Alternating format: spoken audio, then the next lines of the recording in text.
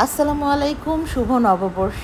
আজকে নববর্ষ সকালটাই হয়েছে আমার এই বাহিরে বের হয়ে খাওয়া দাওয়ার মাধ্যমে। আমি চলে এসেছি ক্যান্টনমেন্টের ভেতরে।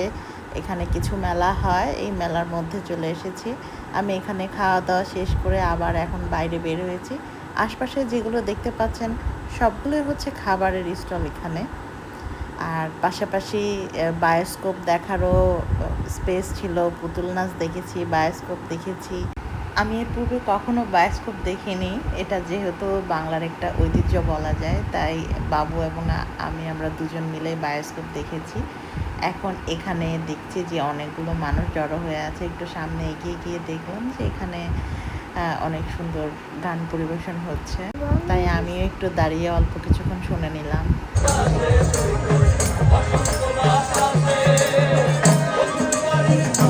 আর একটু সামনে এগোতেই দেখলাম এখানে ছোট ছোট বাচ্চারা অনেক সুন্দর নৃত্য পরিবেশন করছে। পাশের স্টলগুলো দেখা হয়নি, এখন যাচ্ছি।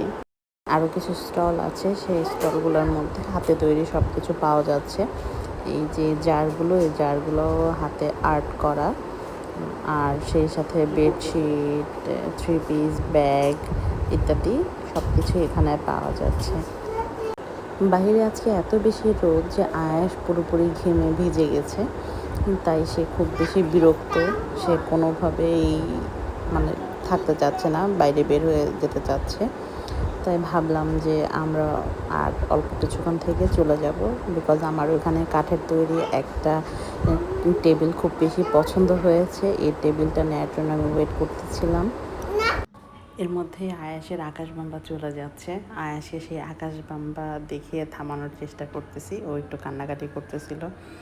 দেখলাম বাইরের রোদ থাকায় আমি আবার একটু ভেতরে এসেছি আমার সেই টেবিলটা নেওয়ার জন্য। এই যে এখানে যে দেখতে পাচ্ছেন কাঠের জিনিসগুলো, এই জিনিসগুলোর কথাই বলছিলাম। আমি এখান থেকে যে পাতা শেপের যে টেবিল দেখতে পাচ্ছেন, এটার বড় সাইজ যে টেবিলটা সেটাই আমি নিয়েছি। এটাই আমার ভালো লেগেছে।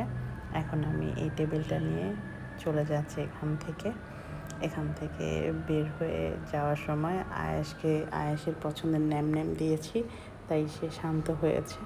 তাই সে ন্যাম নিয়ে হাঁটছিল। ফাইনালি এখন আমরা চলে যাচ্ছি। তো গাড়িতে এসে মনে হলো যে না, অন্য কোথাও আরেকটু যাই, তাই আবার চলে এসেছি আমরা ধানমন্ডি লেকে। রমনার দিকে যাওয়ার ইচ্ছা ছিল, কিন্তু যেহেতু আয়াস হাঁটতে পারবে না, ওকে নিয়ে যেতেও পারবো না, তাই এখানে চলে এসেছি। এখানে এসে বাদাম নিয়েছি, বসে একটু গাছতলায় খাবো, সেই সাথে আইসক্রিম নিয়েছি।